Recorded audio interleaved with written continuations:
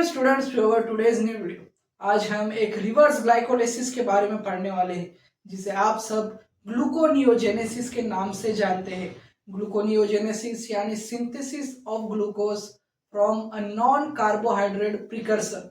तो स्टूडेंट्स, ये एक यूनिक रिएक्शन है जो हमारे बॉडी के लीवर और किडनी के अंदर होती है। कहाँ होती है? लीवर और किडनी के अंदर। ये एक ऐसी यूनिक रिएक्शन है जिसमें ग्लूकोज का सिंथेसिस होता है और इसके नाम में ही पूरा इसका मीनिंग छुपा है।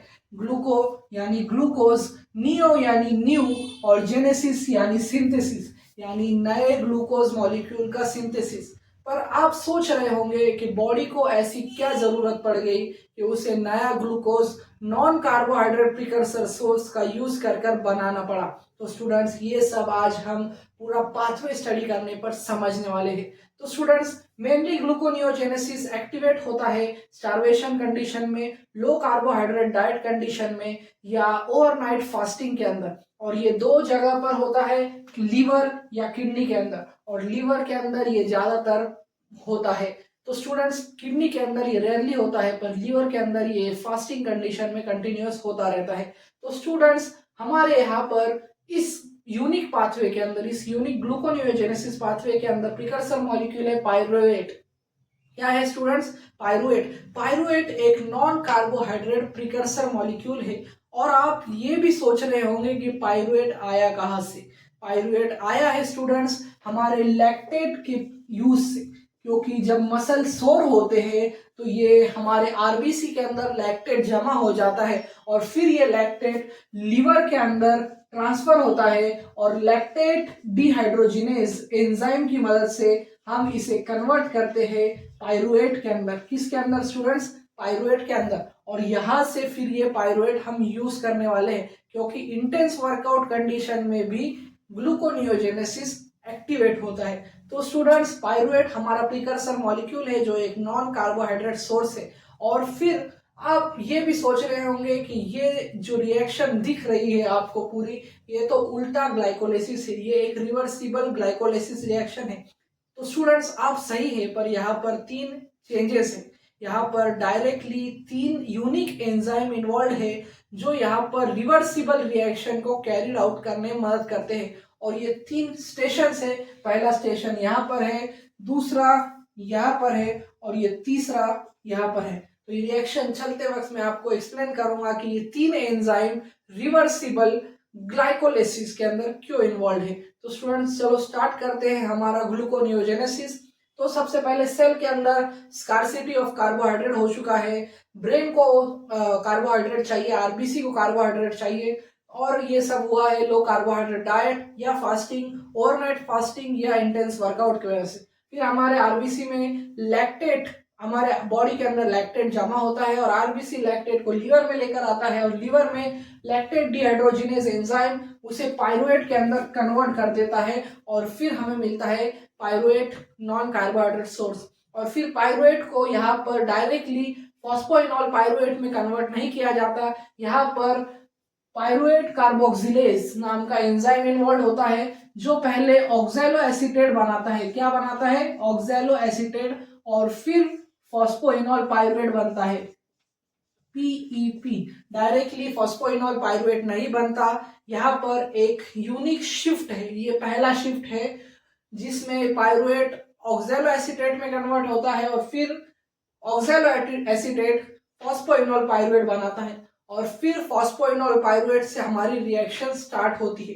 तो स्टूडेंट्स, फॉस्फोइनॉल पायरुवेट कन्वर्ट होता है 2-फॉस्फोग्लिसरेट के अंदर और फिर 2-फॉस्फोग्लिसरेट कन्वर्ट होता है 3-फॉस्फोग्लिसरेट के अंदर, 3-फॉस्फोग्लिसरेट कन्वर्ट होता है 1,3-बिस-फॉस्फोग्लिसरेट के अंदर। और आप एरो देख रहे हैं, ये पूरी रिवर्सिबल रिएक्शन चल रही है। जहां पर ग्लूकोज से पायरुवेट बनता था, अब पायरुवेट से ग्लूकोज बनेगा। ये इसलिए बहुत ही यूनिक रिएक्शन है और वो भी उल्टी दिशा में चलने वाली रिएक्शन जो ग्लूकोज बना रही है। ये हमारे सेल की और हमारे बॉडी की एक यूनिकनेस है जो लीवर परफॉर्म कर रहा है। तो स्टूडेंट्स, बन चुका है 1,3-बिस-फॉस्फोग्लिसरेट और फिर 1,3-बिस-फॉस्फोग्लिसरेट के ब्रेकडाउन से हमें दो मॉलिक्यूल मिलते हैं, ग्लिसरॉल्डिहाइड 3-फॉस्फेट और डाइहाइड्रोक्सी एसिडोफॉस्फेट, जिसे हम DHAP के नाम से जानते हैं।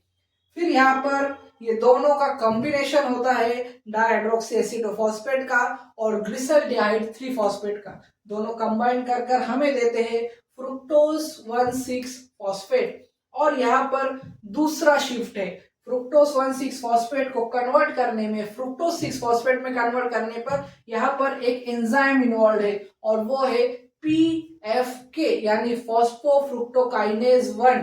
वो फ्रुक्टोज 1,6 फॉस्फेट को कन्वर्ट करता है फ्रुक्टोज 6 फॉस्फेट के अंदर और फिर फ्रुक्टोज 6 फॉस्फेट कन्वर्ट होता है ग्लूकोज 6 फॉस्फेट के अंदर। और आप यहाँ सोच रहे होंगे हमें चाहिए क्या, चाहिए स्टूडेंट्स, हमें चाहिए ग्लूकोज। पर ग्लूकोज फ्रुक्टोज 6 फॉस्फेट कन्वर्ट हो चुका है ग्लूकोज 6 फॉस्फेट के अंदर। और ग्लूकोज से फॉस्फेट कैसे निकाले, तो यहाँ पर एक एंजाइम इन्वॉल्व है स्टूडेंट, वो है ग्लूकोज फॉस्फेटेज। कौन सा एंजाइम स्टूडेंट्स?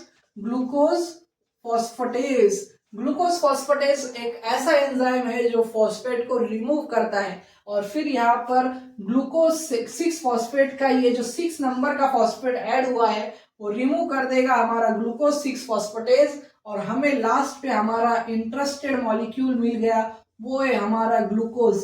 तो स्टूडेंट्स हमने ग्लूकोनियोजेनेसिस में बना लिया पाइरुवेट का यूज कर कर ग्लूकोज। तो स्टूडेंट्स ये रिवर्सिबल रिएक्शन में आपको ध्यान में रखना है कि पाइरुवेट कहाँ से आया, लैक्टेट से आया, लैक्टेट डिहाइड्रोजिनेस की कन्वर्जन से पाइरुवेट बना। और फिर यहाँ पर शिफ्ट याद रखने हैं आपको, पहला शिफ्ट ऑक्सैलोएसिटेट से PEP यानी फॉस्फोइनोल पाइरुवेट, और फिर दूसरा शिफ्ट है हमारा PFK एंजाइम और तीसरा शिफ्ट है हमारा ग्लूकोज फॉस्फेटेज।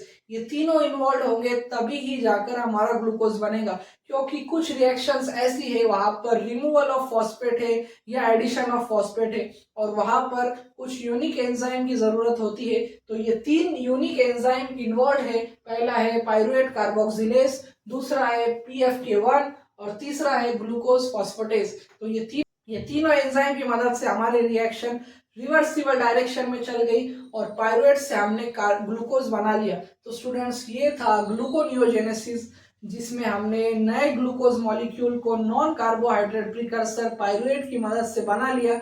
ये हमारे बॉडी में बहुत ही यूनिक और स्कार्सिटी कंडीशन में काम आती है। तो स्टूडेंट्स मुझे उम्मीद है कि आपका कंसेप्ट ग्लूकोनियोजेनेसिस के बारे में क्रिस्टल क्लियर हो चुका होगा और पाइरुवेट से ग्लूकोज कैसा बनता है अब आपको समझ में आ गया होगा। तो स्टूडेंट्स ऐसी वीडियोस के लिए मेरे चैनल को लाइक करें, शेयर करें और सब्सक्राइब करना ना भूलें। Thank you for watching.